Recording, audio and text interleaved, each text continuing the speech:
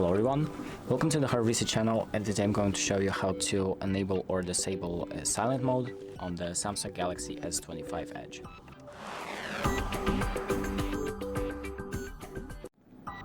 So if you don't want the notifications that you receive to play like a loud sound, what you can do is enable silent mode. And to do that, you can scroll from top to bottom on the top right of your screen to open up the control panel.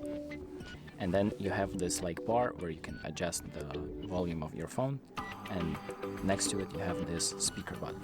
So you can press the speaker button to enable vibration mode. So instead of playing a noise, there will just be a vibration that notifies you of a notification. Or you can just fully enable silent mode, which won't even play any sort of sound when you receive a notification. So you can select any of those modes, and that's about it. Thank you for watching. I hope this video helps, and make sure to like and subscribe.